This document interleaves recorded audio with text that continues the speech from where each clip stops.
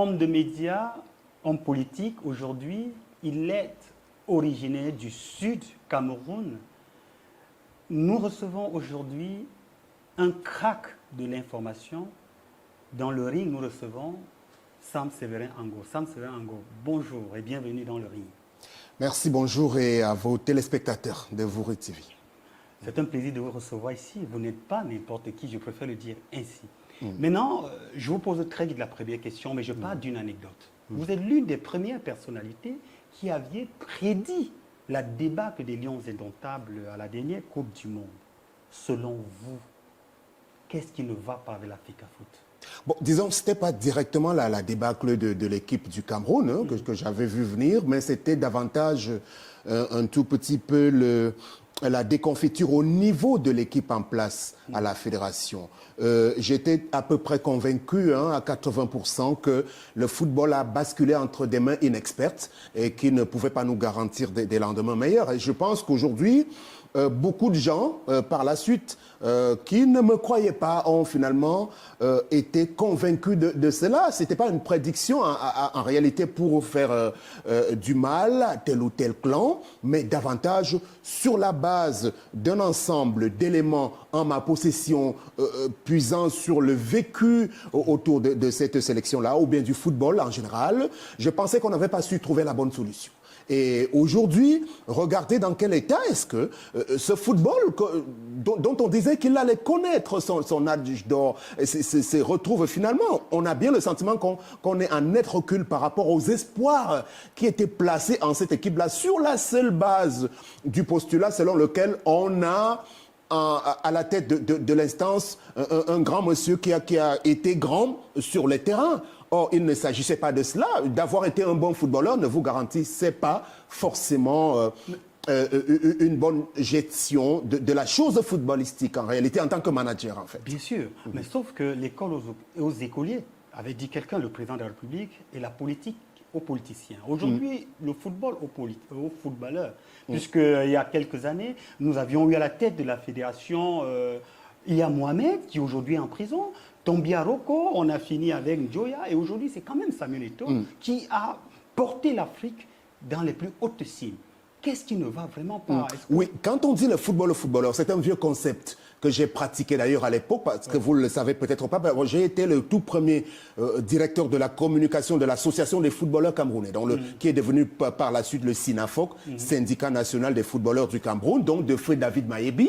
Quand ça se mettait en place à l'époque, de tous ces vénérables grands noms qu'on a connus, Joseph-Antoine Bell, Emmanuel V, Théophile Abega, Michel Kaham, ils étaient tous membres de l'AFC. Je les ai accompagnés. Et c'est à partir de là qu'on a commencé à dire il faut un peu plus de place au niveau de la reconversion de l'ancien footballeur, le footballeur qui a été joueur pratiquant. Mais dans le concept global du vocable footballeur, quand on dit footballeur aujourd'hui, ça intègre au-delà du joueur de foot sur le terrain, bien d'autres acteurs qui peuvent être des journalistes de sport, journalistes de football, qui peuvent être des médecins de sport, des médecins du football, qui peuvent être des arbitres. Donc le terme footballeur englobe tout cela. Quand on disait le football, le footballeur, Sepp Blatter à l'époque pouvait bien revendiquer, j'allais dire, cette appellation-là. Donc quand on dit que le football revienne aux footballeurs, même si on va chercher parmi les footballeurs qui ont pratiqué cet art-là, pour devenir par la suite des managers, il va bien falloir qu'on aille chercher parmi ceux qui ont, en plus d'avoir joué, opéré d'assez bonnes études, des formations en tant que manager. Ça s'apprend. Parce qu'il y a un ensemble de règles à ce niveau-là. Ne me posez pas la question. Mais il me semble bien que ce soit lui ou bien tous ceux qui sont autour de lui, parce qu'aujourd'hui, M. Eto'o, il n'est pas seul. Il est entouré de bien de gens qui lui ressemblent un tout petit peu, c'est-à-dire des imposteurs à la limite. Donc, vous pouvez les nommer, que ce soit les Lucien Métomon, les Mabouan Kessag, les Serge Branco, les Bernard Choutan. Pour la plupart, ils ont été des joueurs, mais ils n'ont pas l'art de la gestion. Le manager aujourd'hui, le management, c'est quelque chose qui s'apprend. Donc, je pense que vous et moi, vous devriez me rejoindre dans cette posture, parce qu'on a bien vu un ensemble de choses qui permettent d'étayer cette opinion aujourd'hui.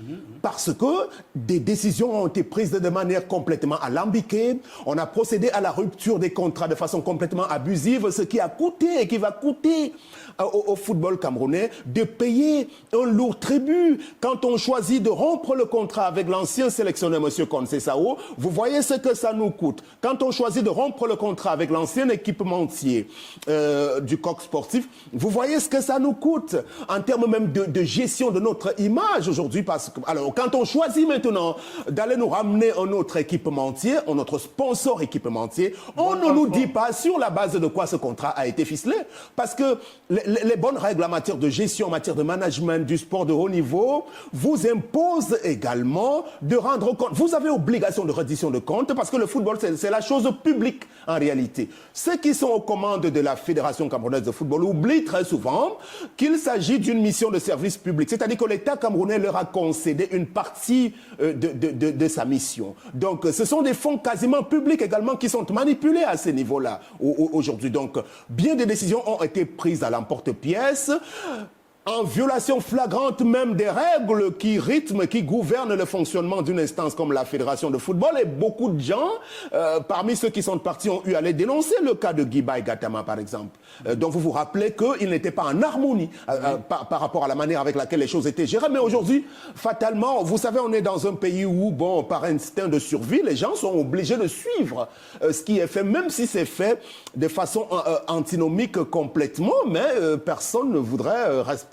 l'orthodoxie, malheureusement. Juste là pour rappeler à nos téléspectateurs, vous avez été journaliste sportif, vous avez couvert justement la Coupe du Monde en Afrique du Sud et le Cameroun est sorti avant-dernier. Vous avez couvert la Coupe du Monde au Brésil et c'était carrément pareil. En tant que journaliste sportif qui a été longtemps dans la tanière, qu'est-ce qui close Sam Severango? Voilà, ça me fait de la peine votre question, hein, parce que vous avez choisi de démarrer cette émission par ce volet football. Je suis très peiné parce que nous avons au Cameroun un réservoir de talents qui sont en capacité de nous permettre aujourd'hui d'atteindre les sommets. Vous savez, la dernière Coupe du Monde du Qatar, alors moi je n'étais pas émerveillé du tout par une victoire, soit dit en passant contre l'équipe du Brésil. Parce qu'aujourd'hui, le Cameroun, les lions indomptables de Théophile Abega, comme il aimait bien souvent le dire, aurait dû être la première nation africaine à se hisser à l'étape des demi-finales, en lieu et place des lions de l'Atlas du Maroc. C'est nous qui devions être, parce que nous avions été les premiers, on a été les précurseurs. Depuis déjà une trentaine d'années, depuis 1990 à la Coupe du Monde d'Italie, nous avons démontré de ce que l'Afrique au sud du Sahara, quand on parle de football, est représentée par le Cameroun. Et ce Cameroun-là, au fil des compétitions mondiales, on n'a fait que gaspiller trop d'énergie. Il n'y a eu que de l'amateurisme qui a fait en sorte que nous ne puissions pas tirer avantage, tirer profit de tout ce que Dieu nous a légué en termes d'héritage, parlant de cela. Quand vous évoquez le cas de l'Afrique du Sud, effectivement, nous sommes rentrés avant-dernier de la compétition. Lors du deuxième match auquel j'ai assisté, par exemple, quand j'arrive face au Danemark au stade de Loftus de Pretoria, nous avions les moyens de gagner ce match-là. Mais puisque la compétition était bien mal embarquée, avec un ensemble de querelles qui sont partis du Cameroun même, toujours entre des footballeurs, parce qu'il y avait un problème autour du capitanat de Samuel Eto'o, il y avait un problème autour de Rigobertson qui était complètement courroucé jusqu'au jour J, avec Achille Emana et Alexandre Son, qui nous ont pourri l'ambiance de ce côté-là. Conséquence, pour des querelles de personnes, on est passé à côté de la Coupe du Monde d'Afrique du Sud. Quand on se retrouve au Brésil, on a répété tout simplement ce qui s'est passé en Afrique du Sud avec le même type de querelle, alors qu'on avait un effectif qui aurait bien pu nous permettre ne serait-ce que de traverser le premier tour. Quand arrive dans l'épisode du Qatar, vous avez donc la nouvelle équipe dirigeante qui arrive. Mais qu'est-ce qu'elle fait? Parce que tout commence, on a raté la Coupe du Monde du Qatar par le choix du sélectionneur. Le sélectionneur qu'on nous a ramené, qui est un ancien footballeur, qui n'avait pas encore fait ses classes, n'était pas le bon. Jusqu'à ce jour, je maintiens à dire qu'il n'est pas le bon. Parce qu'en cette matière, il faut également faire ses classes. Si vous passez vos diplômes d'entraîneur, vous ne venez pas apprendre l'entraînement au niveau des Lions indomptables seniors. Parce qu'il est passé régulièrement tour à tour au niveau des espoirs et de l'équipe A' avec des mauvais résultats. Donc il n'y a rien qui pouvait justifier qu'on nous impose Rigobert Song au niveau de l'équipe nationale fanion des Lions indomptables du Cameroun. Conséquence, puisqu'il n'a pas en plus toute la personnalité qu'il faut pour imposer ses choix, il se fait donc, on va le dire, un tout petit peu guidé ou bien téléguidé par l'instance fêtière de ceux qui gèrent, qui lui impose donc des choix. Conséquence, on a donc eu la fameuse affaire de Michael Gadri, dont vous savez qu'elle a été la première à pourrir l'ambiance. Nous avons eu le scandale autour de André Onana, quand même, aussi, qui n'était pas la bonne chose également. C'était pas le meilleur moyen de gérer cette affaire-là, vous savez. Donc, si on a affaire à des managers qui sont au niveau de cela. Conséquence, nous sommes encore passés à côté parce que, malgré un effectif à peu près au-dessus de la moyenne, il y a bien de choses qui, dans l'attelage du bon fonctionnement de l'équipe nationale, n'ont pas permis à ce que les Lions aillent tout droit vers la victoire, qui aurait pu leur permettre d'aller au moins jusqu'en demi-finale. Rappelez-vous d'ailleurs, quand la sélection part à cette Coupe du Monde du Qatar, elle part en rang dispersé. La délégation du Cameroun, normalement, devait être, on va le dire, chapeautée, comme c'est le cas très généralement, par le ministre en charge des sports.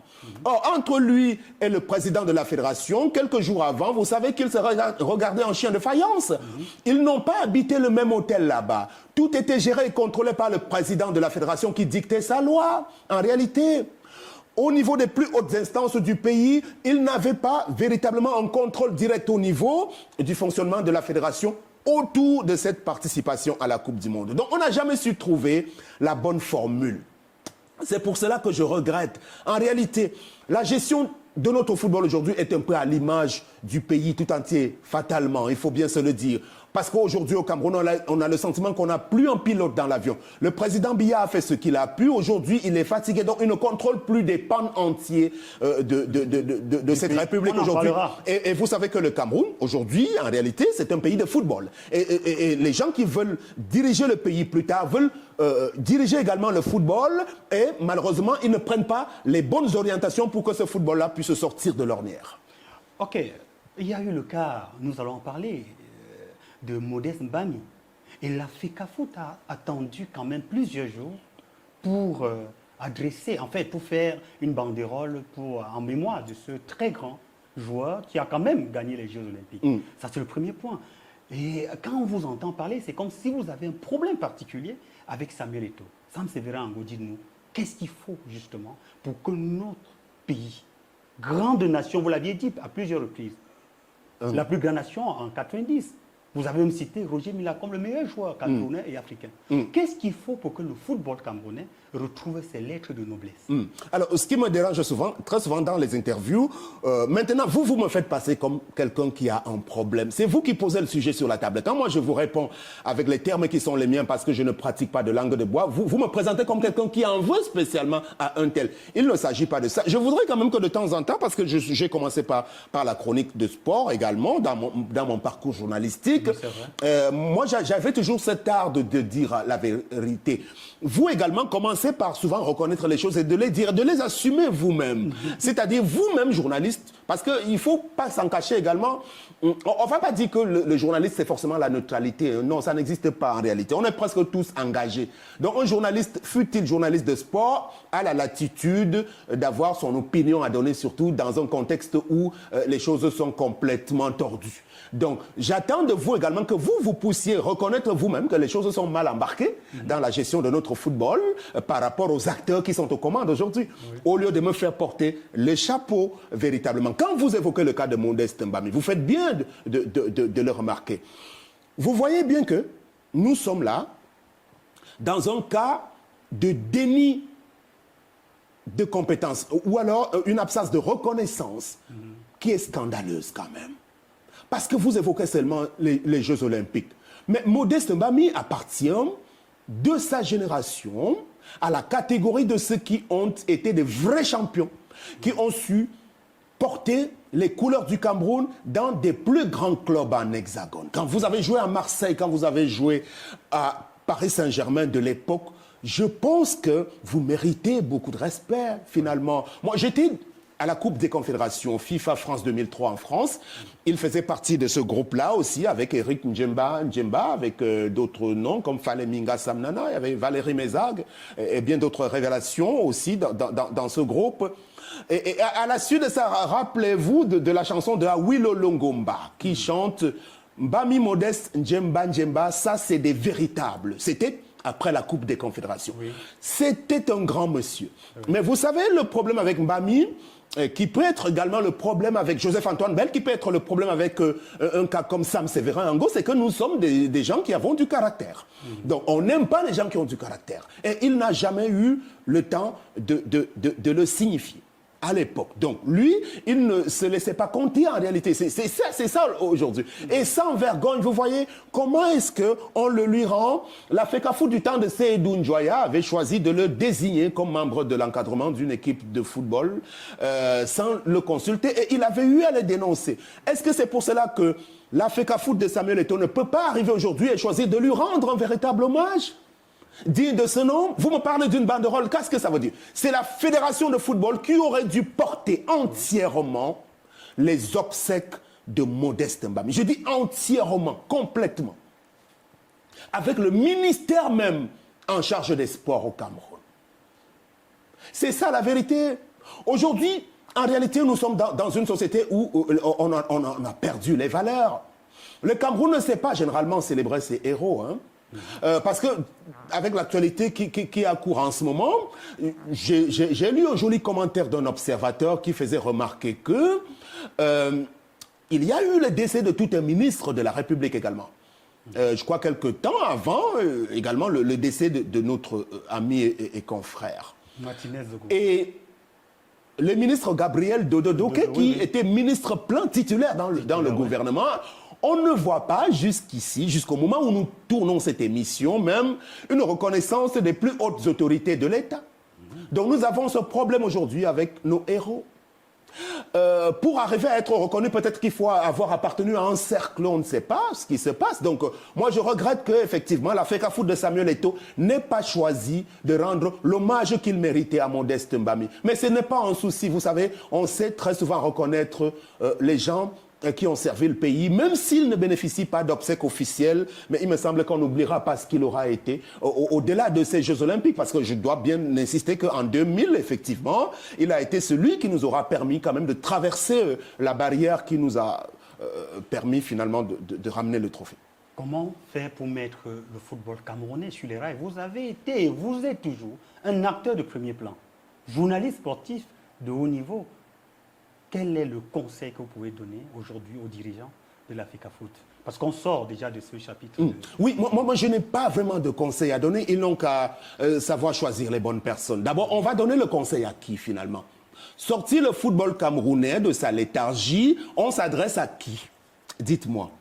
On s'adresse à qui? Donc je pense que le renouveau de ce football viendra du renouveau plus global du Cameroun tout entier. C'est-à-dire il faut une refondation, il faut redéfinir des paradigmes pour la gestion de tous les pans entiers de notre nation.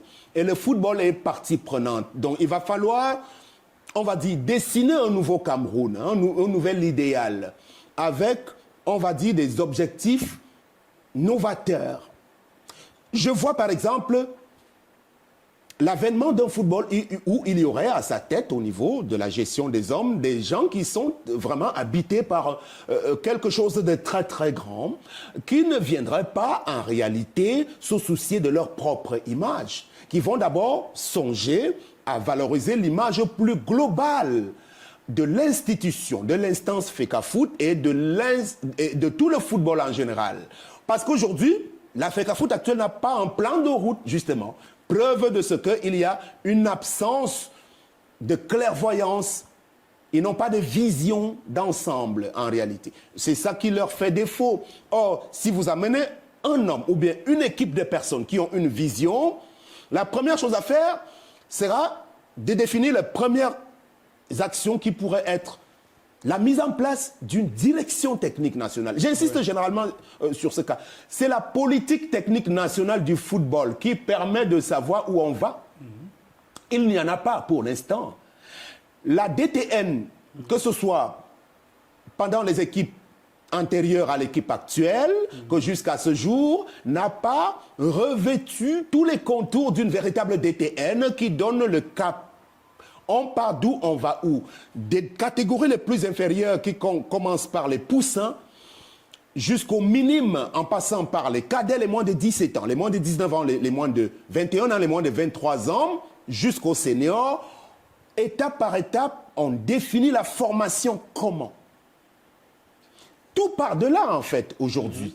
On peut même copier simplement le modèle européen, le modèle français, c'est pas bien difficile. Quand vous mettez en place quelque chose qui s'appelle la NAFOOT, c'est un bel exemple finalement, ou alors un mauvais exemple de ce qu'ils ont voulu mettre en place, une instance de formation au métier du football, une instance qui est une émanation gouvernementale. Ils sont passés à côté complètement. Et je regrette qu'une personnalité du niveau de Michel Karam n'ait pas pu dénoncer cela. La NAFOOT, ça ne représente rien du tout. Pourquoi j'évoque le nom de Michel Karam à ce niveau? Parce que non seulement il a été à la tête de KSA, la Kaji Sport Academy, qui a formé de jeunes talents, mais avec Michel Karam, vous savez, moi j'étais au Qatar avec lui. En 2009, nous sommes allés dans un voyage très très important auprès d'une instance qui s'appelle Aspire. C'est la plus grosse académie de football jeune au monde. Nous avons visité Aspire avec Michel Karam. Oui. Aspire, vous arrivez là-bas, vous voyez les photos de Lionel Messi, je crois qu'il y a Roger Mila également qui est ambassadeur et tout cela du Qatar. Mais c'est quelque chose qui a été bien conçu avec toutes les nationalités du monde, où on peut voir ce qu'il y a lieu de faire en matière de formation, sport et études pour les jeunes talents qui doivent éclore. Mais la NAFOOT, l'Académie nationale du football qu'on est venu mettre en place au Cameroun, sur la base de quel modèle aujourd'hui? On a pris M. Enongachu qui est à la tête de la NAFOOT, il ne fait pas le job, il ne comprend pas quel est le job description, quel est le cahier de charge de la NAFOOT. Aujourd'hui, j'apprends qu'à peine un joueur essaye de vouloir montrer des belles choses là-bas, qu'il est déjà programmé pour être vendu. Ce n'est pas ça. C'est pour cela qu'il faut the right man at the right place. Il faut mettre les bonnes personnes en réalité. Et ces personnes-là, si on veut les trouver, elles existent. Malheureusement, aujourd'hui, on est dans le domaine du football business. Et le football business pour les chasseurs de primes, pour ceux qui arrivent pour se remplir les poches, pour eux-mêmes, qui s'assurent que toutes les négociations d'un contrat doit leur rapporter à eux seuls les dividendes. Ils ne pensent pas au football. Ne vous fiez pas aux déclarations, aux incantations et autres qu'ils font tout le temps à la télévision pour dire que oui, je suis très attaché à mon pays, j'aime trop mon pays. C'est du pipeau. Ils aiment eux-mêmes, ils veulent se renflouer les poches parce que pour la plupart de ces anciens joueurs, et ne vous y trompez pas, ils n'ont plus d'argent, ils sont arrivés à la FECAFOOT pour se refaire une santé financière. C'est pour cela qu'on va chercher les copains et les coquins et les amis pour dire, venez, on a pris le football, on va chercher Raymond Kala, Patrick Bouman, tous ces gens. Moi, je les cite parce que c'est un groupe d'amis qui n'apporte rien du tout aujourd'hui, véritablement et fondamentalement, dans ce que doit être l'idéal d'un football camerounais qui veut gagner. C'est ça le fondement aujourd'hui. Et c'est pour cela que je suis triste. Je suis triste malheureusement parce que ce sont des espoirs déçus et c'est parce que nous n'avons pas encore su trouver au niveau de la gouvernance générale de notre pays les bonnes solutions. Voilà pourquoi vous êtes aujourd'hui président du parti politique La Nationale et qui aujourd'hui, votre légitimité est contestée justement par le président, par le ministre de l'administration territoriale. Qu'en dites-vous, M. Sam Séverin? Oui, la Nationale, c'est un parti politique que moi je n'ai pas créé. Donc le parti existe, créé en 1996 par feu Dr Abel Yinga, comme tout le monde le sait, qui était un très grand monsieur, donc ressortissant de la région du Sud. Alors, pourquoi nous avons été tentés? Parce que je ne suis pas seul dans l'aventure. Nous avons été tentés de ramener la Nationale sur la sellette. Pourquoi? Simplement parce que, rappelez-vous, lorsque je sors de l'aventure politicienne de 2018 jusqu'en 2020, qui m'a donc conduit tour à tour dans les états-majors et de Akeremouna, de Franklin Difore, et par la suite dans les rangs du mouvement pour la renaissance du Cameroun, il m'a été fait le reproche, là-bas dans ma région au sud, de ramener des formations politiques qui n'émanent pas des enfants du Sud. On considère qu'un enfant du Sud comme le mien, moi je suis ressortissant de l'Anvila, vraiment, n'a pas vocation à faire de la politique dans les rangs d'un parti de l'opposition qui est tenu par des ressortissants d'autres régions. Et donc, c'est considéré là-bas comme un crime de lèse-majesté. En allant donc rechercher la nationale, nous avons encore été stoppés net, toujours par le même establishment de la région du Sud qui est au pouvoir, pour nous faire rabattre le caquet, toujours, donc à travers le ministre de l'administration territoriale, Paul Atangadi, effectivement.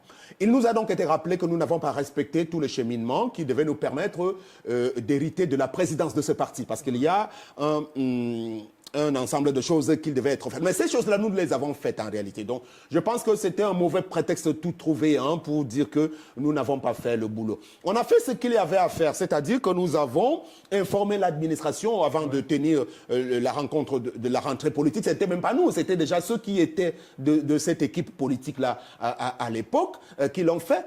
Et les conclusions de cette rencontre ont été transmises au niveau du gouverneur de la région qui, comme le stipule la loi, devait donc transmettre tout cela à Yaoundé au niveau de leur patron, qui est du MINAD. Ils ne l'ont pas fait.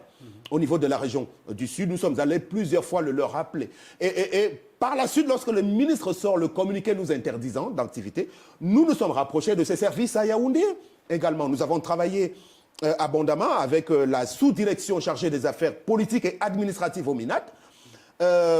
Mais par la suite, ce qui nous a été recommandé, c'était davantage de créer notre propre parti. Parce que la nationale, semble-t-il, avait un autre souci, c'est qu'il y a d'autres personnes qui voulaient s'en arroger la paternité. Ça, c'est aussi des raisons. Mais la raison fondamentale, véritablement, je ne vais pas vous le cacher, c'est que c'est le personnage Sam Sévérin Ango qui fait problème comme leader politique étant de la région du Sud, comme je vous l'ai indiqué. Parce que nous avons même consenti à faire un dossier de création de nouveaux partis politiques que nous avons dénommé les rénovateurs. Les rénovateurs constructifs. Le dossier est déposé dans les services du MINAT depuis maintenant plusieurs mois également, en attente de reconnaissance. Mais je pense qu'aux yeux de la loi, passé un certain délai, on peut considérer que nous avons été validés. Donc aujourd'hui, la nationale en réalité est en hibernation finalement. Parce que nous avons compris qu'on ne veut pas nous laisser travailler dans le cadre de cette formation politique. Parce qu'il y a un lourd héritage également au sein de ce parti-là. Parce que la personne qui l'avait créé, rappelez-vous, a souffert beaucoup dans sa chair également d'avoir voulu faire de la politique autrement, en fait. Donc, c'était un ami du chef de l'État camerounais actuel. À l'époque, ils étaient jeunes étudiants dans les années 50 en France. Et lorsqu'il revient au Cameroun, après avoir été exilé, je rappelle en passant qu'en 1970, l'histoire nous renseigne que M. Abel Eyinga avait été la première personnalité à avoir le courage de se présenter comme candidat à une élection présidentielle face au président Ahidjo. Donc, c'était déjà, vous voyez, le niveau qu'il a été. Donc, vouloir faire renaître son héritage est quelque chose de bien compliqué aujourd'hui. Donc, pour nous demandons si finalement, on ne veut pas nous amener à adhérer finalement au RDPC. Parce qu'en tant qu'enfant du Sud, on ne veut pas qu'on aille avec le MRC, on ne veut pas qu'on aille avec l'UNDP, on ne nous veut pas dans la nationale. Bon, pourquoi pas peut-être dans le RDPC, je ne sais pas trop. On verra, l'avenir nous dira. Mais voilà, vous étiez aussi au MRC et vous avez commencé à battre campagne. On se souvient de cette vidéo où vous avez reçu les jets d'eau. C'était justement à Ebolova. Vous vouliez être le député de la villa. Vous le disiez. Vous vouliez faire bouger les lignes, vous vouliez changer les choses. En fait, il était temps pour que la jeunesse prenne, n'est-ce pas, les devants. Et quelque temps, le président national du MSC déclare, contre toute attente, qu'il n'ira pas, que le parti n'ira pas aux élections. Comment est-ce que vous avez perçu cela? C'est vrai que c'est une actualité qui date déjà de plusieurs mois déjà. Et bon, très souvent, je ne souhaite pas y revenir, mais comme vous posez la question, parce que ça ne nous a pas valu beaucoup d'amitié. J'étais le premier à être déçu également, parce que je me rappelle au soir de cette annonce, le dernier jour de dépôt des candidatures, effectivement, j'avais fait la déclaration sur Canal 2 International dans l'émission Le Débrief, à l'époque présentée par Carole Yemelon. Et j'avais dit toute la déception qui était la nôtre nous de la région du Sud, qui avions de sérieuses chances de l'emporter. Parce que je peux vous le garantir, il y avait une soif de changement émanant de nos militants dans le MRC. Parce que le MRC il en a des militants, y compris dans cette région-là, contrairement à ce qu'on peut laisser croire. Et nous avons été déçus de cela, mais on a bien été obligés à l'époque de suivre ce qu'on a appelé la discipline du parti. Parce qu'on n'a pas compris qu'on n'ait pas été associé à la prise d'une telle décision, aussi lourde de signification, aussi lourde de portée en fait. Et je peux vous le dire aujourd'hui avec le recul, quelques petites années après, ce qui a été dit, ce qui avait été dit à l'époque n'était pas la vérité. Le Conseil national ne s'était pas réuni dans son entièreté pour prendre la décision. Parce que moi, j'étais de la fédération régionale ou bien départementale de l'Anvila, donc régionale du Sud. C'est moi qui portais tous les dossiers de candidature. Et nous n'avons pas été associés à cette réunion du dernier jour qui devait aboutir à l'annonce du désistement. Je vais vous dire comment on a appris la nouvelle. Alors, moi, on faisait des va-et-vient, vraiment, c'était un rallye entre Ebolova et Yaoundé pour collecter les derniers éléments pour qu'on soit à jour pour le paiement des cautions et rassembler tous les dossiers, vérifier qu'ils sont à jour. Et lorsqu'on réussit à boucler le travail, nous prenons la route. J'étais au volant moi-même du véhicule qui nous ramenait au siège de Odja avec deux de mes amis politiques de l'époque, monsieur Mathieu Assigui. Je crois qu'il est à Ebolova, il peut témoigner de cela. C'est entre le lieu d'Ingoulé-Macon et Mengueme, pour ceux qui connaissent la route Ebolova-Yaoundé, que nous apprenons par Internet, je crois que c'est M. Eric Fopoussi de Equinox à l'époque qui fait un premier post qui annonce que vraisemblablement le MRC n'irait pas aux élections. Alors, je commence à dire à mes camarades, non, c'est pas vrai du tout. Je pense qu'on est en train de rigoler. Et quand on entre dans la ville de Yaoundé, on découvre que finalement l'annonce a été faite. Il ne nous restait plus qu'à remettre nos dossiers à notre coordonnateur régional, qui était le docteur Apollinaire Oko, et pour nous laisser dire de la bouche de M. Alain Foguet que bon, la décision est prise, ceux qui ne sont pas contents, bon, ils doivent supporter. Voilà comment la chose a été décidée.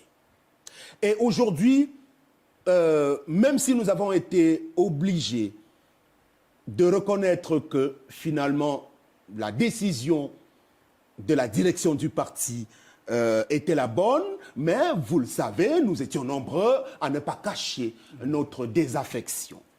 Parce que le même jour également, il y avait Dame Michel Ndoki et M. N'Djamène Célestin au niveau de Douala qui étaient en route pour le trésor, les bureaux du trésor de la ville de Douala pour aller payer leur cautionnement. Eux également avaient été surpris. Ce n'est pas comme ça, me semble-t-il, qu'on aurait dû gérer la chose. Ce d'autant plus qu'il y a eu une autre grosse entourloupe dans l'affaire. Parce que, rappelez-vous, le directoire du MRC avait demandé, même à ceux qui étaient membres de la société civile,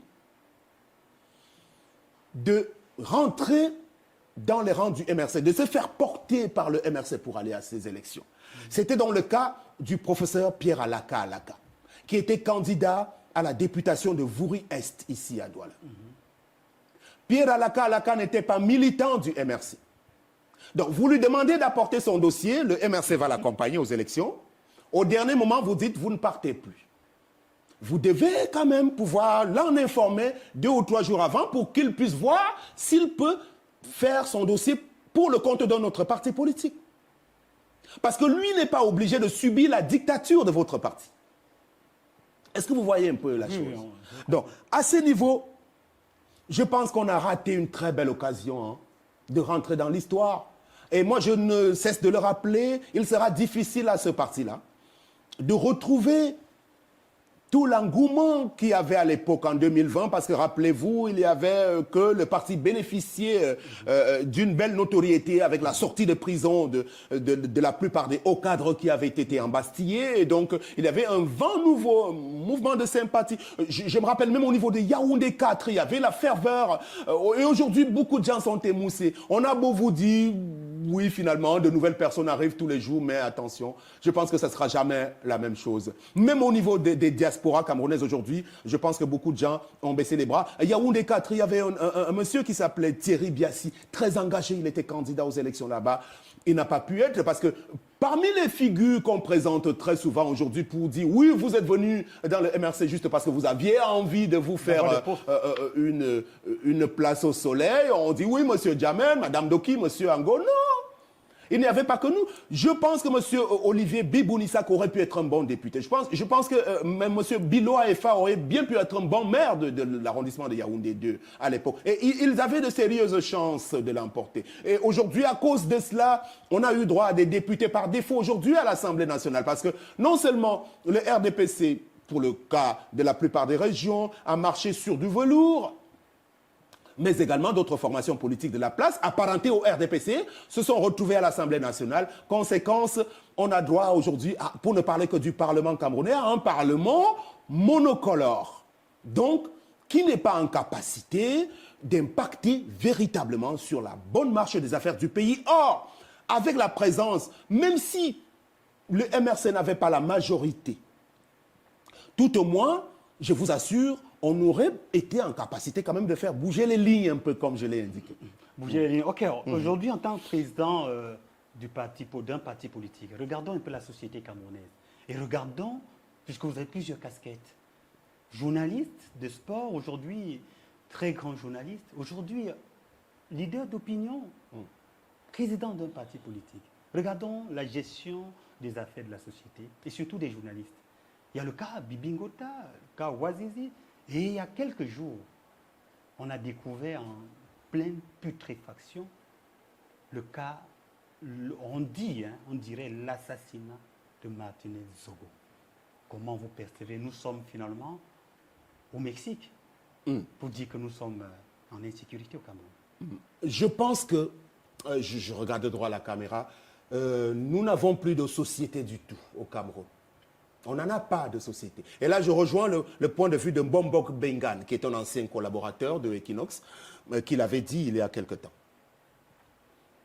Nous avons une société chloroformée, un peu zombifiée. Hein. Même ceux qui sont dans la diaspora, je pense. On est une société de WhatsApp, de Facebook, des réseaux sociaux en général, finalement. Nous sommes une société de poltrons. On est un peuple qui fait honte sur le continent aujourd'hui. Parce qu'il y a un ensemble de choses qui, si elles s'étaient déroulées dans d'autres nations, je pense que les choses auraient été différentes, même en termes d'indignation collective. Oui. Donc, pour le cas de ces journalistes, dont je fais partie toujours, hein, oui, bien sûr. Je crois que nous n'avons pas su fédérer quelque chose de fort au sein de la corporation. Nous n'avons pas su être à la hauteur des attentes du grand public. Parce que pour des instincts de survie également, comme je l'indiquais tantôt, nous sommes complètement opposés les uns les autres. Chacun est dans son couloir. Il y a aujourd'hui au Cameroun une société des journalistes, pour ne parler que d'eux, d'abord, complètement balkanisée. Chacun est dans son camp. Chacun est dans son clan. Chacun roule pour ses intérêts. Et d'ailleurs, qui est même journaliste au Cameroun, finalement? Parce que, dans la définition de comment est-ce qu'on accède à la profession de journaliste, je pense que le Cameroun et ces lois ont défini le cadre. Même si, lors des derniers états généraux de la communication, on n'a pas été tout à fait complet à ce niveau-là. Parce que d'un coup, on vous dit, le journaliste, c'est celui qui vit au niveau de l'essentiel de ses revenus, du travail de collecte, de traitement et de diffusion de l'information. Oui. Et que, sur la base de... On ne s'attarde pas trop sur la formation diplômante. On vous dira que même si vous sortez d'une école de formation, bon, il va vous falloir quand même exercer au moins 2 ans pour être appelé comme journaliste. Et maintenant, qu'est-ce qui vous octroie même la qualité de journaliste? Parce que la carte professionnelle de presse, est-ce qu'elle est fonctionnelle au Cameroun? Est-ce qu'elle est opérante? À ce niveau-là est toute l'interrogation. C'est pour cela que je reviens à mon postulat de départ. Nous n'avons plus de société. Le Cameroun n'a pas de société à tous les niveaux parce que cette profession, pour revenir à elle, n'est pas réglementée du tout. Les pouvoirs publics ainsi que les pairs, c'est-à-dire membres de la corporation, ne se sont pas accordés sur la définition de qui est journaliste et qui ne l'est pas. En France, on renouvelle la carte de presse aux professionnels du journalisme chaque année.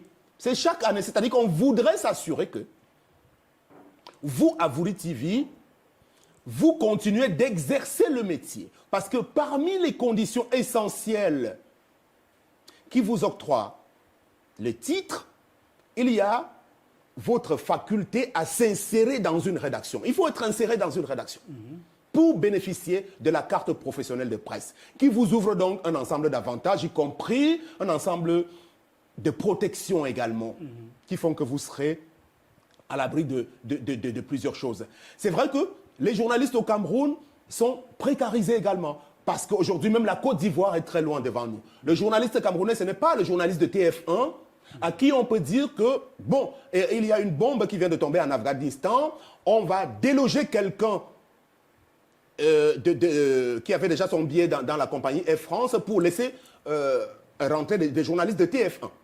Parce que TF1, la première chaîne européenne, qui est française, a des accords avec des compagnies de transport internationaux pour faire débarquer des gens, même en business class, quand il y a obligation d'aller couvrir un événement.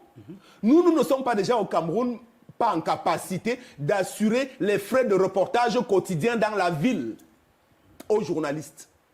Donc, on est dans deux mondes différents. Donc aujourd'hui, pour revenir à la nécessaire solidarité de corps, malgré tout, c'est là où nous avons échoué. Et c'est pour cela qu'aujourd'hui, on peut attaquer, on peut museler, on peut assassiner les nôtres sans que quelque chose ne soit fait. Parce que même pour le cas de Martinez, moi j'ai vu très... Bon, c'est vrai, il y a une indignation, c'est vrai, elle est quand même là, elle existe à travers des communiqués, à travers des reportages, oui, mais ce n'est pas suffisant. Hein.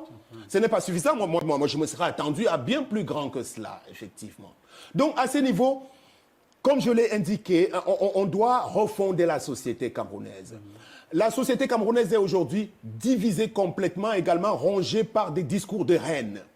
Ça va être terrible parce qu'on court tout droit si rien n'est fait vraiment vers des guerres civiles, hein, totales. Parce que nous nous affrontons aujourd'hui, on va le dire, par composantes interposées. Regardez les déchirements, même à travers les réseaux sociaux, les oppositions, les insultes, à travers des camps. Vous savez, lorsque M. Martinez Zogo a été capturé, moi j'ai écouté quelqu'un que j'aime bien, hein, M.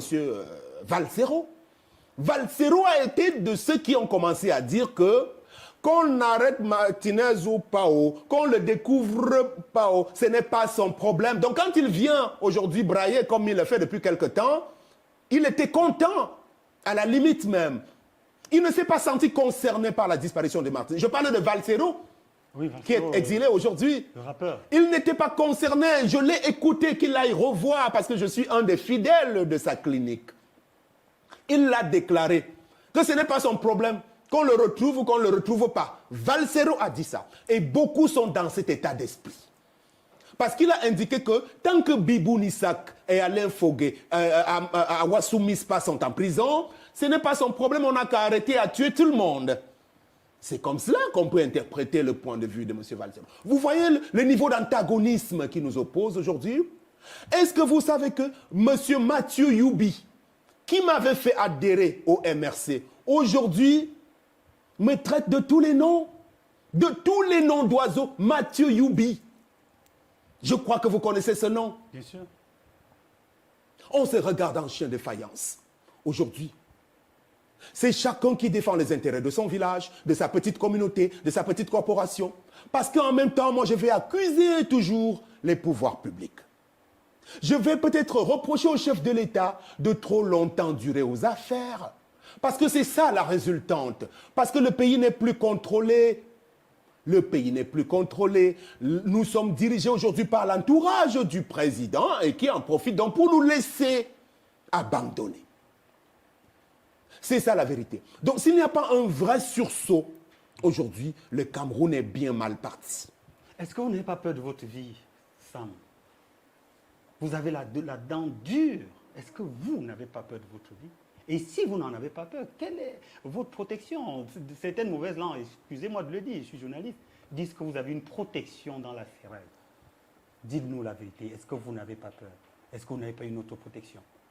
Non, non, je vais vous le dire très sincèrement. La seule protection, et là je vais paraphraser même Martinez, qui dans l'une de ses récentes interviews sur une chaîne de Yaoundé, donc au micro de Paul Désibia, je le cite, la seule protection qui vaille, c'est celle du Très-Haut. Il le disait, mais vous me diriez, finalement, le Dieu du Très-Haut l'a lâché. Non, parce qu'aujourd'hui, je vais vous dire, pour le cas de Zogo, ce sont ces bourreaux qui ne vont plus dormir tranquilles. Ce sont ces bourreaux qui n'auront plus jamais la paix jusqu'à la fin de leur existence. Martinez n'existe plus, c'est son âme qui reste aujourd'hui. Moi, j'aimerais bien peut-être mourir en héros comme ça. Je ne suis pas sûr que quand je vais disparaître, je bénéficierai d'autant de considération. Est-ce que vous voyez ce que c'est en train de créer cette mort tragique, finalement? Tout le monde est le monde entier est ému. C'est un choc. Oui. Et j'aime bien vous rappeler que je vous parle avec du frisson parce que c'est quelqu'un que je pratiquais. Nous appartenons à la même veine. Nous étions des amis. On est de la même génération. Donc, on est pratiquement de la même catégorie, pratiquement. Mais je vais vous dire, oui, j'ai peur, mais j'ai davantage peur pour mes enfants. Ah, ça, c'est la vérité, hein. Parce que je dois reconnaître qu'aujourd'hui, que nous autres, on n'a pas l'étoffe de Ernest Ouandié. Ah oui, Ernest Ouandié qui s'est fait assassiner, il a dit vive le Cameroun, eh bien bon, il a laissé ses enfants. Nous sommes très peu, on n'a pas son étoffe. Nous devons avoir peur pour nos enfants plutôt. Parce que même Charles Ateba Yene qui s'en est allé, les enfants de Charles Ateba Yene, est-ce que vous vous imaginez qu'ils sont abandonnés aujourd'hui, ne vont pas à l'école? Ça, je l'ai appris et j'aimerais bien vérifier cette information. Qu'on me dise que personne parmi même les Camerounais lambda qui aimait bien écouter Charles Ateba Yene, que personne ne se soit levé pour prendre en main les enfants de Charles. Vous voyez dans quelle société nous sommes? Même Pascal Messanga Nyamdine qui disait qu'il est son ami, pourquoi il ne va pas s'occuper de ses enfants? Vous voyez la triste réalité dans laquelle nous sommes? Une indifférence complète. Vous savez, en 2003, j'étais au stade Gerland. J'ai beaucoup trop d'expérience. Lorsque Marc-Vivien Foé est tombé, un héros également. Mais en même temps, le même soir, le président de la FIFA, M. Seblater, est venu nous dire, à nous les journalistes, the show must go on. Le show va continuer. On a perdu Marc-Vivien Foé. Je parle devant les témoins. Il y avait Madeleine Sopi-Koto, Yves Léopold Com autour de moi. Nous étions tétanisés. Quand on voyait défiler tout cela dans toutes les chaînes françaises, rupture d'anévrisme, Marc-Vivien Foé. On était perdus, on était complètement perdus. Il y avait à l'époque le ministre Feu Léopold Ferdinand Oyono. Vous voyez, lui-même, il n'est plus de ce monde aujourd'hui. Alors, je rappelle l'épisode de Foé pour dire quoi? Même après la mort de Foé, les camarades de Marc-Vivien Foé en équipe nationale ne se sont plus occupés à sa famille. Tout ce qu'on a cité là, Lucien Mettemont partageait la chambre avec Marco-Vivien Foé. Allez lui demander, est-ce qu'il s'occupe de Scott Foé? Est-ce qu'il se soucie de Marie-Louise? Demandez à tous ces gens, les Rigobertson. Ils ont oublié. C'est ça la réalité camerounaise. C'est ça notre société aujourd'hui. Une société de méchants, d'individualistes. Donc oui, j'ai peur pour ma vie, mon cher. J'ai peur pour mes enfants qui sont d'ailleurs déjà orphelines de mères. Et s'il arrivait que j'en vienne à disparaître de nouveau, est-ce que vous allez vous occuper de mes enfants? Est-ce qu'il y aura un seul Camerounais qui va s'en occuper? On vit quand même aussi quelque part pour nos enfants, pour notre progéniture, sinon notre existence sur Terre n'aurait pas de sens. Mais regardez donc comment est-ce que nous avons fabriqué des monstres parmi nous. Et puis, ce que je regrette pour cette société pour sortir par là, c'est aussi son indolence aussi. Hein. Bon, c'est vrai que les lois au Cameroun ne permettent pas aux gens de manifester. Et que la France est une exception dans le monde où, en matière de liberté publique, véritablement, c'est un bel exemple. Mais même là-bas, depuis quelque temps, j'ai appris que le président Macron a choisi de se doter d'équipements militaires pour tenter de commencer à réprimer. Parce que quand vous voyez, quand 2 ou 3 syndicats comme la CGT, la CFDT, en appellent à des manifestations, vous voyez des centaines de milliers de gens dans la rue. Aujourd'hui, les lois au Cameroun ne permettent pas, je comprends aussi mes compatriotes, ne permettent pas de se lever pour dire qu'on n'est pas content de telle ou telle chose. Sinon, vous tombez sous le coup des lois antiterroristes. Donc, est-ce qu'on a basculé dans un régime complètement totalitaire? Je n'en sais rien. Ça ne sortira pas de ma bouche parce que je commence à avoir peur. Vous voyez? Donc, c'est pour cela que je dis malgré tout, il va falloir qu'il y ait quand même une conscience collective. Vous savez, c'est Suzanne Kalalobe qui le rappelait très très souvent. Même en Afrique du Sud, du temps de l'apartheid, là-bas, les gens ont su trouver des moyens de se sortir de là et d'arriver à l'avènement d'un nouveau système qui a libéré le pays. Je le souhaite pour mon pays, mais en ce moment, nous sommes à la croisée des chemins, véritablement. Merci Sam Severango. Avant de sortir de cette émission, je m'en voudrais si on ne vous pose pas cette question.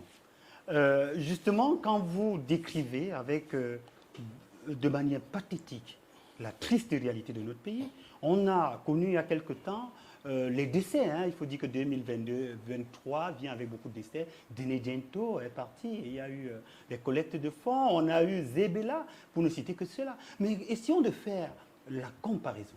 Nous avons perdu Didier Arafat en Côte d'Ivoire. Il a eu des hommages nationaux. Je me souviens avoir regardé la chaîne nationale RTI qui a consacré toute une nuit uniquement des interviews pour les obsèques de Didier Arafat. Essayons de voir notre société. Qu'est-ce qui ne va pas réellement? Ok, très bien pour cette question. Je vous indique également que dans mes différentes pérégrinations, j'ai côtoyé le monde du show business artistique, l'art musical, catégorie B. J'ai été le tout premier directeur de la communication de la SOCAM, la Société civile camerounaise de l'art musical, sous Odile Ngaska. Donc je connais beaucoup trop ce milieu-là, effectivement, pour dire que comme c'est le cas également chez les footballeurs, c'est pratiquement la même chose chez les artistes. C'est-à-dire qu'il y a un groupuscule de personnalités de ce milieu qui s'activent à le rendre invivable pratiquement. Je veux dire qu'il y a les mêmes habitudes, les mêmes méthodes de fonctionnement que l'on retrouve chez les gens du football, également chez les artistes musiciens aussi. La question lancinante du droit d'auteur, vous le savez, n'a jamais su trouver une belle formule parce qu'il y a 2, 3 ou 4 personnes qui empoisonnent systématiquement l'atmosphère à ce niveau-là. Donc je regrette donc que les artistes musiciens également ne parviennent jamais à s'entendre. Mais là-bas, on peut comprendre parce que très très souvent, ce qu'on faisait comme constat, c'est que ce sont des esprits. Parce que eux, vraiment, ce sont des créateurs d'œuvres spirituelles. Donc, il leur arrive très souvent d'avoir des attitudes un tout petit peu assez bizarres. Mais ce n'est pas une raison. Je pense également que les pouvoirs publics, là aussi, n'ont pas bien fait le job. Ils auraient pu aider à ce que ce corps de métier puisse mieux se porter en leur définissant un meilleur cadre. Mais il y a eu des tentatives, même du temps de Léopold Ferdinand Oyono comme ministre de la Culture, jusqu'à Bidung Pat aujourd'hui. Il y a toujours des velléités, rappelez-vous même autour du Premier ministère. Mais très souvent au Cameroun, on a le sentiment que les choses qui sont imaginées, qui sont mises en place, le sont un peu de manière un peu folklorique plutôt. Donc on fait beaucoup de bruit, mais à l'arrivée, il n'y a pas de résultat. Finalement, des commissions entières ont souvent travaillé pour que dans les milieux artistiques musicaux, il y ait quand même un seul son de cloche, mais on n'en a pas eu droit. C'est pour cela que je le regrette. Pourtant, le Cameroun, c'est quand même le Cameroun qui a sécrété Kaïssa Ndoumbe Moulongo, que j'aime bien citer, parmi les virtuoses dans l'art musical, avec Saline Yolo également. C'est quand même le Cameroun de Manou, de regretter mémoire. Nous sommes le Cameroun de Ekambi Brillant, de regretter mémoire également, finalement. J'ai connu, quand vous ouvrez ce champ, je peux être inarrêtable. Parce que dans la chanson que j'écoute, parmi mes musiques personnelles, il y a la chanson Makossa. Hein. On a connu quand même ce pays, un virtuose comme Oigen Ekwala, qui était un très grand talent, qui est parti comme ça, pratiquement dans l'anonymat aussi. Nous avons des pépites comme Epé et Koum, toujours dans le registre du Makossa, Sergio Polo et bien d'autres. Mais bon Dieu, comment est-ce que cette nation, qui est le pays de Dédi et Yango également, n'arrive pas à avoir la bonne formule pour que tout ce beau monde puisse bien vivre de son art. Et toujours, vous allez voir l'individualisme. Parce que quand vous avez un champion comme petit pays, il est dans son coin, il a créé le groupe Les Envisa et tout, il pense que c'est suffisant. Mais on ne le voit pas vraiment impliqué dans une action colossale et globale qui peut permettre d'impacter réellement sur la vie artistique camerounaise. Oui. Comme peuvent le faire quelques-uns de la Côte d'Ivoire, comme les Alpha Blondy à Salfo, oui, à Salfo, bel exemple, ou bien comme Mewe. Au Cameroun, petit pays est de son côté, quand Longué arrive, il pense qu'il a du succès, il commence à insulter tout le monde. Lui n'a de respect pour personne, finalement, même ceux qui l'ont aidé à cheminer. Donc, il pense qu'il est le meilleur, il est le plus beau. Ça aussi. Mais il n'y a personne pour rabattre le caquet à des esprits comme ceux-là aussi, même s'il a un relatif talent. Donc, le problème dans ces milieux-là, c'est celui-là. Djene Djento, son départ, parce que c'était un ami que j'ai côtoyé aux côtés de Charlie Nélé, et également avec Roméo Dika, la manière avec laquelle il va se faire enterrer. Moi, je suis désolé, ce n'est pas la meilleure manière du tout. Donc, cette clochardisation, précarisation de l'artiste camerounais, du champion camerounais, je pense qu'elle n'est pas bonne du tout. Il va peut-être falloir envisager de refonder le Cameroun et à l'avenir, peut-être qu'il y aura un conservatoire, peut-être que nos artistes musiciens, champions, auront la possibilité de rouler dans des Range Rover Sport. Hein, aujourd'hui, parce que DJ Kejevara en Côte d'Ivoire roule en Range Rover Sport. Alors, est-ce que Moni Eka, des petits pays, roule ne serait-ce qu'en A26 tête de cochon?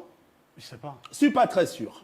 Voilà. Parce que je sais comment est-ce qu'il se déplace, fatalement. Alors, il en est des artistes que des journalistes. Je sors par là, si vous aviez une dernière question, parce que je voulais dire un dernier mot concernant ce métier qui me tient à cœur et qui, je pense, est galvaudé au Cameroun aujourd'hui.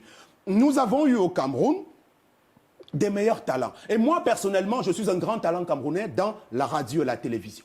Mais je souffre de reconnaissance. Moi, j'ai un souci de reconnaissance. Je sais tout faire à la radio, à la télévision, tout. Vous prenez une radio, une télé, maintenant, je vous la fais premier, numéro 1. Sans discuter, parce que je connais les codes. Mais pourquoi est-ce qu'on n'est pas soutenu? C'est un appel que je lance. Il faut que les mécènes, ceux qui ont l'argent, que les milliardaires investissent pour la protection des hommes de médias. Je voudrais que, à la faveur de la disparition de Martinez, du fond du cœur, qu'on saisisse cette occasion pour valoriser le métier de journaliste animateur, de journaliste tout court. Parce que vous savez, aujourd'hui, mon ami Cheikh Ivan de la nouvelle chaîne ivoirienne, non seulement il a la même voiture du niveau de la Range Rover Sport, mais il n'ouvre pas sa portière. Quand il arrive, il est directeur des programmes de la nouvelle chaîne ivoirienne. C'est une jeune, jolie dame qui lui ouvre ses portières. C'est sérieux, c'est la vérité que je vous raconte. C'est quelqu'un d'autre qui prépare ses émissions. Il a un couturier parmi les plus grands du continent pour ses vêtements. Et il a le salaire qu'il faut, les émoluments qu'il faut. Donc, il n'a rien à envier à Cyril Hanouna. Cheikh Ivan de Côte d'Ivoire, aujourd'hui, n'a rien à envier à Nagui de France 2. C'est ça la vérité. Le Cameroun peut arriver à ce niveau. On ne peut pas multiplier des chaînes de télévision au Cameroun. On en a combien aujourd'hui? Alors, on peut commencer à compter dans le secteur du privé. Canal 2 International, Equinox, LTM Télévision. Une kyrielle, en fait. Une kyrielle. Non, non, non, c'est bon de compter. Les toutes dernières qui sont sur les satellites, Cam 10 Télévision, DBS Télévision. Pour quel contenu, cher ami? Vous remplissez Canal+, pourquoi? Moi, je peux demander aux gens de Canal+ d'enlever toutes les chaînes camerounaises qui n'apportent pas de contenu. Parce que Canal+, c'est l'ouverture dans le monde. Vous êtes pressé d'aller à Canal+, vous n'y mettez pas du contenu. Vous ne mettez pas des bons salaires aux journalistes. Tous les milliardaires qui ont de l'argent caché là, qui font en sorte qu'on puisse se faire assassiner, ils ne veulent pas nous mettre dans les meilleures conditions que Cheikh Ivan en Côte d'Ivoire. Ils font quoi de leur argent? Info TV aussi à Canal+, hein? Toutes ces chaînes-là, avec un contenu insignifiant par rapport à ce que présente aujourd'hui Live TV, La 3, NCI. Je parle de la Côte d'Ivoire parce que c'est un pays qui nous ressemble en beaucoup de choses. Pourquoi est-ce qu'au Cameroun, on ne peut pas? Vous remplissez tous les jours, chacun crée. Il y a même de nouveaux projets de chaînes de télévision. J'ai appris que Balafon Télévision va aussi monter sur Canal. Bientôt également Son TV Plus de mon ami Yolande va monter sur Canal. Et il y a un autre milliardaire là, on dit qu'il va aussi créer sa chaîne. Vous créez les chaînes, mais vous y mettez quoi dedans? On a des jeunes gens, talentueux, ambitieux, comme vous, qui sont là au Cameroun, mais qui est précarisés dans ce métier-là. Tous les travailleurs des métiers audiovisuels doivent bien vivre. Parce que c'est le plus beau métier au monde. C'est le plus beau. Mais voyez dans quelles conditions nous sommes. Alors aujourd'hui, moi je suis tenté d'aller en Côte d'Ivoire, par exemple. Pourquoi pas? Parce que mon pays ne m'a pas reconnu à sa juste valeur. Vous savez, quand j'étais à Equinox, j'étais premier là-bas, non? Radio et télévision, est-ce qu'il y avait... Moi, j'étais premier, toutes les émissions. Alors, quand je suis amené à partir de là, j'étais même pas grand reporter là-bas. Il y a des jeunes gens que j'ai vus nommer grand reporter alors que j'étais assis à Equinox. Toutes ces choses-là, il faut pouvoir les dire. Hein. Pardonnez-moi de lever un peu la voix, mais je suis un peu indigné. Donc, je me dis que cette société d'individualisme, tout le monde est coupable. Parce que le coupable désigné ne sera pas seulement M. Biya. M. Paul Biya et son régime ont fait en sorte qu'il y ait, par exemple, ouverture, libéralisation. Bon, on libéralise le secteur de l'économie, les milieux des affaires. C'est pour que les hommes d'affaires mettent leur argent au service des talents. Parce qu'après, ils vont mourir, l'argent va rester. C'est une anecdote que je vous raconte. Moi, j'ai écrit un très joli projet de télévision et je suis allé voir un homme d'affaires de la région de l'Ouest du département du Ndé. Il était... propriétaire de microfinance ici à Douala. Je crois que même, c'était lui le président des élites ressortissantes du Ndé. Il a apprécié le projet. Mais après, tout de suite, il n'a pas donné le OK pour qu'on démarre le projet. Et quelques mois plus tard, il est décédé. Il n'est plus de ce monde. Il a laissé tout ça. Et toutes ces richesses sont dilapidées aujourd'hui par ses enfants qui ne savent plus quoi en faire. Voilà la triste réalité. Donc, messieurs qui avaient de l'argent, si on va considérer aujourd'hui que le régime en place, à travers les détournements à n'en plus finir sur les différentes lignes, n'a pas fait en sorte qu'il y ait une gestion transparente des finances publiques, vous les hommes d'affaires, créateurs de richesses, mettez-les au service des nombreux talents camerounais pour qu'il y ait minimalement de la stabilité aujourd'hui dans notre pays. C'est un mot de fin pour cette émission. Sam Severango, merci beaucoup d'être venu dans le ring aujourd'hui. Nous avons beaucoup appris. Ah oui, je transpire. Hein. C'est un véritable ring. Je m'en rends compte, effectivement. Et j'ai été heureux d'être là, effectivement, pour la première fois.